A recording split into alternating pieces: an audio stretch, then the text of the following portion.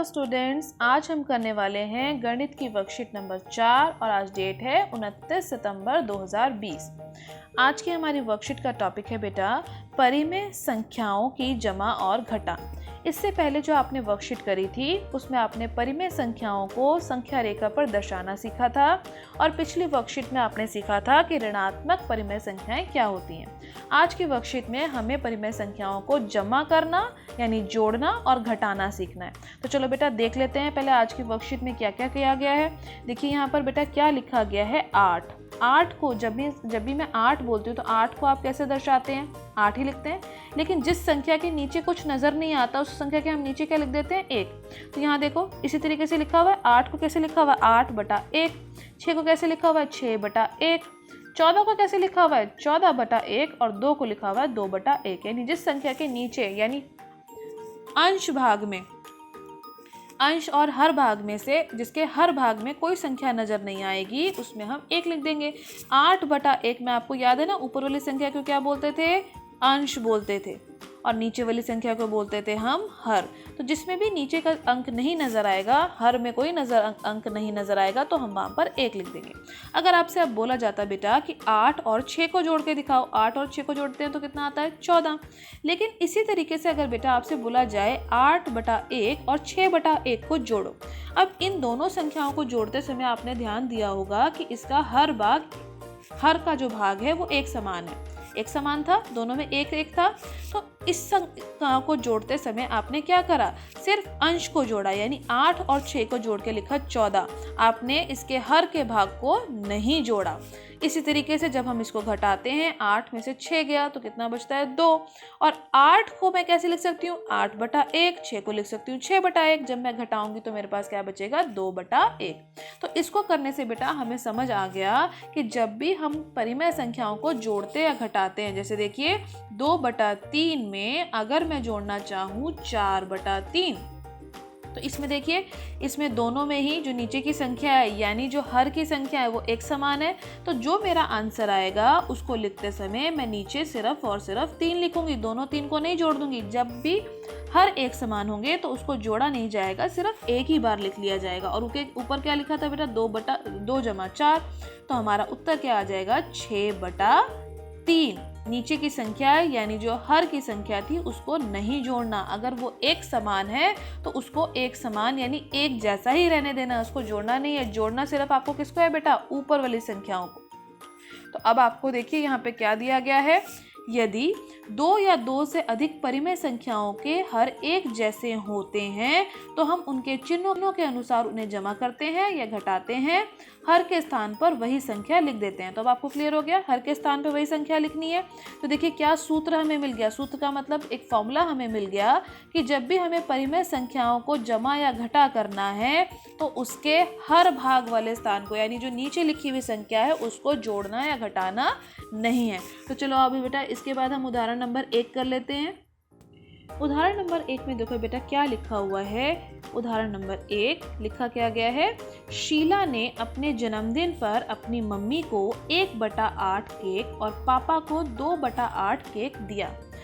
पहला प्रश्न जो इसका है वो बोला गया है कि मम्मी और पापा को कितना केक शीला ने दिया।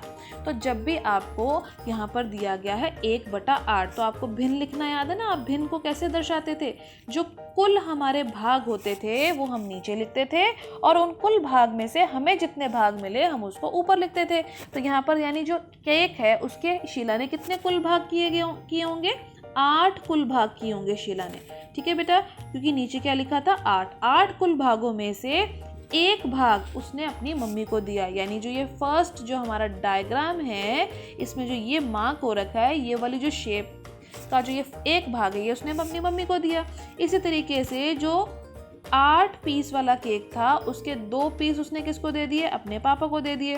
तो 1 पीस मम्मी को दिया, 2 पीस पापा को दिया, तो कुल कितने पीस वो दे चुकी है, 3 पीस वो दे चुकी है। और कितने में से बेटा, 8 में से वो 3 पीस दे चुकी है।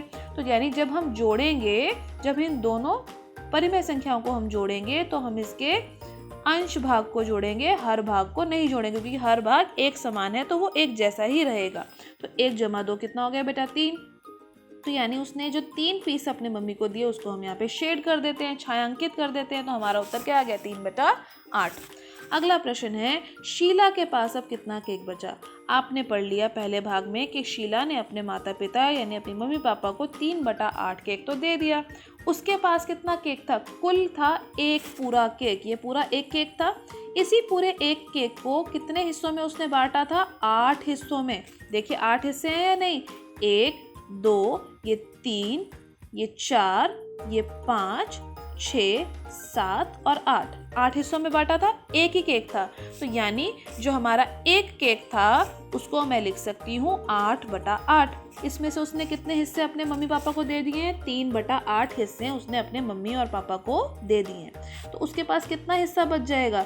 जो ये वाला हिस्सा है वो तो अपने मम्मी पापा को दे चुकी है, तो नीचे वाला कितना हिस्सा बच गया? देखिए फटाफट से देखकर बताइए कितने हिस्से बच गए? 1, 2, 3, 4 और 5। गिन के आपने देख लिया ना कि 5 हिस्से बच गए और 5/8 केक उसके पास बच गया। इसको आप घटाकर भी कर सकते हैं बेटा। देखिए नीचे के जो आपका हर भाग है वो एक जैसा है, तो वो 8 का 8 ही लिखा जाएगा। सिर्फ ऊपर की संख्याओं को घटा के लिखना है, यानी 8 में से 3 गया तो कितना बचता है? 5। तो 5/8 केक उसके पास शेष बच गया। अगला प्रश्न देखिए बेटा, अगला उदाहरण नंबर 2 देखो बेटा, क्या दे रखा है कि रीटा ने एक चॉकलेट खरीदी जिसके कुल कितने टुकड़े हैं? 10 टुकड़े थे। उस 10 टुकड़ों में से रीटा ने शाम को 2 टुकड़े दिए और मीना को 3 टुकड़े दिए। अब आपसे पहला प्रश्न पूछा गया है कि यदि उसने शाम और मीना को 2 और 3 टुकड़े दे दिए तो उसके पास अब उसने कुल कितने टुकड़े बांट दिए? शाम को उसने दिए थे 2/10। 2/10 का मतलब ये जो 10 पीस वाली उसकी चॉकलेट थी, जो 10 पीसेस वाली उसकी चॉकलेट थी, देखो यही थी ना उसकी चॉकलेट। उस 10 पीस की चॉकलेट में से जो पहले 2 पीस हैं ये तो उसने दे दिए। किसको दे दिए? शाम को दे दिए। और जो अगले वाले जो चॉकलेट, उसी चॉकलेट में से जो बाकी के और 3 पीस थे वो उसने मीना को दे दिए।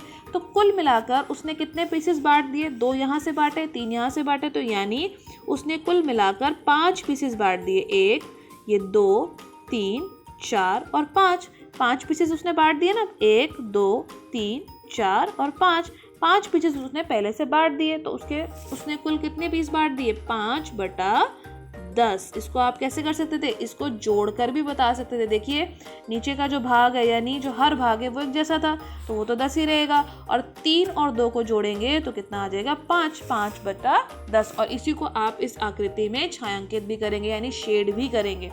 अगला भाग देखिए बेटा, बी भाग यानी सेकेंड पार्ट। इसमें देखिए क्या है, रीटा के पास कुल कितना भाग चॉकलेट का बचा उसे भी छायांकित करके बताइए। अब उसके पास कितनी चॉकलेट थी? उसने कितनी चॉकलेट खरीदी थी? उसने 1 चॉकलेट खरीदी थी जिसके अंदर कुल 10 पीस थे। उसकी एक जो चॉकलेट थी, इस तरीके की जो चॉकलेट थी बेटा, उसके अंदर 10 पीस थे, है ना? यही बोला गया है आपसे। जो ये 10 पीस उसके चॉकलेट के अंदर थे उसी को उसने बांटा था। तो 10 पीस में से जो ये एक चॉकलेट थी ये कितने में बट गई? 10 में। तो यानी इसको मैं लिखूंगी 10/10, क्योंकि 10 में से वो 10 ही बांट सकती थी, इसलिए हमने इसको लिख दिया 10/10। और इसको जब आप काटोगे तो ये एक ही आ जाएगा ना, इसीलिए एक चॉकलेट को यहाँ से दर्शाया गया है 10/10 से। अब पहले भाग में आपको पहले से पता है उसने कितनी चॉकलेट बांट दी? 5/10। यानी ये जो 5 पीस थे, 1, 2, 3, 4 और ये 5, ये वाले 5 पीस तो उसने बांट दिए। तो कितने पीस उसके पास बच गए? ये नीचे वाले जो बॉक्स बचा, ये वाले सारे पीस उसके पास बच गए ना। तो कितने पीस बच गए? ये वाले टोटल 5 ही पीस बच गए उसके पास। और कुल कितने पीस थे चॉकलेट के? 10 पीस। तो हमारा आंसर आ गया 5/10। आप इसको बेटा यहाँ पर सब्ट्रैक्शन करके यानी घटा कर भी निकाल सकते थे। कैसे करते हैं आप घटा? नीचे की संख्या देखिए बिल्कुल एक जैसी है, तो उसको आप 10 का 10 ही लिखते और सिर्फ ऊपर की संख्या को घटा देते, यानी 10 में से 5 गया, कितना बचता? 5। अब इसके बाद जो नीचे प्रश्न दिए गए हम उसको शुरू कर लेते हैं। देखिए क्या दिया गया है, वास्तव में यह बहुत आसान है, नीचे दिए गए प्रश्नों को हल कीजिए। बहुत आसान क्वेश्चन अब आप कर सकते हैं। देखो पहला प्रश्न में ये जो आकृति बनाई गई है, एक त्रिभुज की आकृति बनाई गई है जिसके अंदर ये जो 2 त्रिभुज हैं ये छायांकित थे। और इसके लिए क्या यहाँ पे परिमेय संख्या लिखी गई है? 2/4। अब देखिए यहाँ पर क्या किस चीज़ का निशान है? घटा करनी है आपको, यानी 2/4 में से अगली आकृति में कितने छायांकित भाग हैं? कितने में कलर हो रखा है? ग्रे सा कलर हो रखा है, 1 हो रखा है, और इसको घटाना है आपको, यानी 1/4 को 2/4 में से 1/4 को घटाना है, यानी जो 2 छायांकित भाग है उसमें से एक छायांकित भाग को आपको हटा देना है, गायब कर देना है। तो कैसे गायब हो जाएगा? अगर 2 में से 1 चला जाएगा तो कोई भी एक जो भाग है उसको आप छायांकित करके रख दीजिए, क्योंकि 2 में से 1 तो हट गया, तो आपका आंसर आ गया 1/4। इसको आप बेटा ऐसे भी सिद्ध कर सकते थे। देखिए 4 दोनों के नीचे 4 ही था परिमेय संख्याओं के, तो आपको उत्तर में भी नीचे 4 ही आना चाहिए था, और जो हर भाग था वो तो 4 था। अंश भाग में देखिए क्या है, 2 और 1 को घटाने पर क्या मिलता? 1। तो 1/4, और उसको ही हमने अपनी आकृति में भी छायांकित करके दिखा दिया। इसके बाद देखिए बी भाग। देखिए बेटा यहाँ पर आपको दिया गया है 4/5। 4/5 में जोड़ के दिखाना है 3/5। अब 4 और 3 को जब आप जोड़ेंगे, सबसे पहले तो देखिए यहाँ नीचे वाली जो संख्या है जिसको हम बोलते हैं हर, वो एक समान है, तो यानी जब हम इसको जोड़ेंगे तो हमारे उत्तर में जो हर आएगा वो भी क्या आएगा? 5 ही आएगा। और उसके बाद जब हम अपना इस अंश को जोड़ेंगे, यानी जो ऊपर की संख्याओं को जोड़ लेंगे, 4 और 3 कितना हो जाएगा? 7। तो हमारा उत्तर आ गया यहाँ से 7/5। 5 देखिए नीचे एक जैसा रहा, और ऊपर से यहाँ से आपने 4 और 3 को जोड़ के लिख दिया 7। अब करते हैं बेटा आकृतियों की वजह से, आकृतियों को सॉल्व करके देखते हैं कि आकृति से भी क्या ऐसा आंसर आ रहा है। देखो यहाँ पे कितनी आकृतियाँ शेड हो रखी है, कितनी छायांकित हो रखी हैं? 1 2 3 4।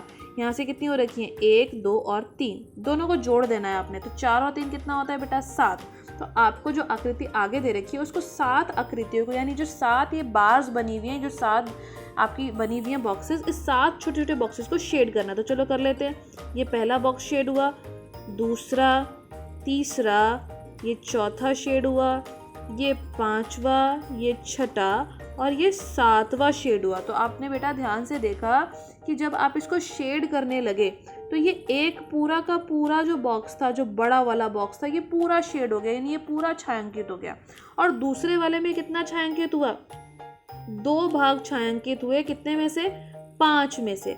तो ये जो मेरा भिन्न या फिर परिमेय संख्या जिसको मैं बोलती हूँ, इसको मैं कैसे लिख सकती हूँ? 7/5, या फिर एक पूरा का पूरा बॉक्स मेरा शेड हो गया और उसी के साथ 2/5 भाग भी शेड हो गया। तो मेरा आंसर आ गया 1 सही 2/5 या फिर 7/5। सभी प्रश्नों को बेटा आपने फिर से अपनी कॉपी में अच्छे से हल करना है। टाइम से उसकी फ़ोटो क्लिक कर अपनी मैडम को, अपनी सब्जेक्ट टीचर को ज़रूर सेंड करनी है। और इसी प्रकार के जो प्रश्न हैं उसको एनसीईआरटी में से प्रैक्टिस ज़रूर करना है। प्रैक्टिस करने से आप कोई भी क्वेश्चन बहुत आसानी से कर पाएंगे। वीडियो अच्छी लगी हो तो लाइक ज़रूर कीजिएगा, अपने फ्रेंड्स के साथ इसे शेयर ज़रूर कीजिए, और चैनल को सब्सक्राइब करना मत भूलिएगा ताकि आपको अगली वीडियो की नोटिफिकेशन टाइम से मिल सके। Thank you very much students.